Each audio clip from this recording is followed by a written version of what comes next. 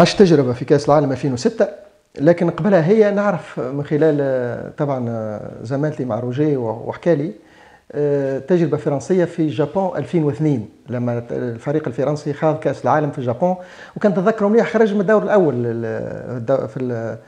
كانت تم تجربة استثنائية بالنسبة لفرنسا، حيث أنه حبوا يكون فما استقرار على مستوى ذهني وخاصة بالنسبة للجانب الاجتماعي، فاصطحبوا اللاعبين العائلات نتاعهم النساء نتاعهم، ما مشاوش معاهم فرد طائرة، مشاو في طائرة أخرى واستقروا في نزل غير النزل بالطبع اللي فيها اللاعبين، مع إمكانية أنه يكون فما تواصل مع العائلات نتاعهم من وقت إلى آخر، لأنه الفترة في كأس العالم تدوم أكثر من شهر تقريبا، خاصة الفرق اللي باش تمشي لبعيد. إذا تجي قبل الجمعة تصور من انطلاق كأس العالم وتوصل للنهائي تلقى روحك عامل شهر وجمعة ببري وأنت في نفس المكان، وهذا عنده تأثير كبير كبير جدا على مستوى التركيز وخاصة على مستوى الاستمرارية، لأنه سور لو بلون مونتال سي تري امبورطون. فاخذوا لاعبيهم، اخذوا عائلاتهم، ومن غريب الصدف انه العائلات نتاعهم وقع ترسيمهم في نزل موجود فيهم واحد من لي زادفيرسير اللي هو المنتخب السنغالي.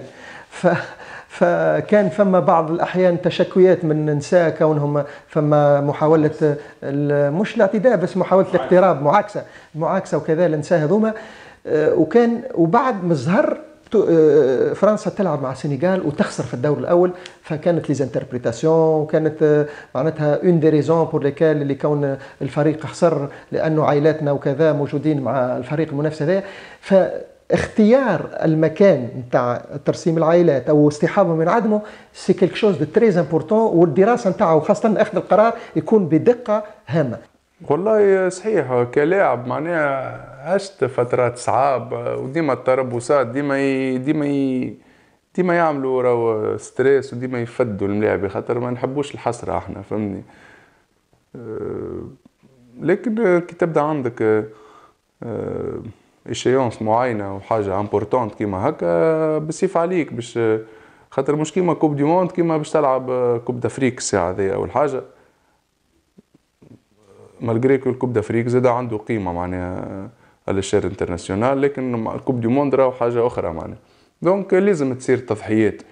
أنا مغروم بالموسيقى، أي مغروم نقرأ شوية سور انترنت والا معناها في التلفزة ولا هكا ندخل نقرأ ديزارتيكل ولا بون كتب صحيح مش برشا مرة في الفيل معناتها باش نقرأ كتاب ما نكتبش عليك. تقول لي أنت معناها يجيبوا نساهم ويجيبوا كذا، عمره ما كان حل معناها.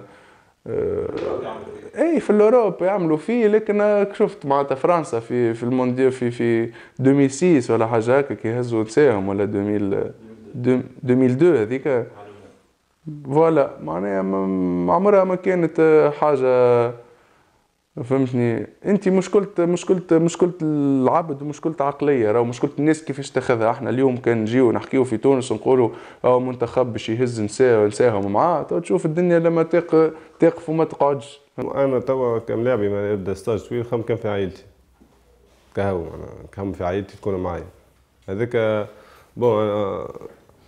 انت والمونتاليتي بتاع الملاعبي زاد، اذا كان ملاعب شنو اللي يخرجوا من ستريس، فما شكون يحب يلعب بلاي ستيشن، فما شكون يحب عائلته، فما شكون يحب شوبينج، فما شكون يحب يرقد، فما شكون يحب يسمع ميوزيك، فهمت كل ملاعب كيفاش. المدرب يعرف انه اي لاعب لما يلعب تحت ضغط ما باش يعطيه، بالعكس معناها اللاعب لازم يكون مرتاح نفسيا ولازم يكون مرتاح معناها في كل الحالات. وفيه عده وسائل، عدة وسائل يمكن تكون العائلة تقريبا، يمكن معناها يعطيهم اوقات باش معناها يكونوا مرتاحين فيهم.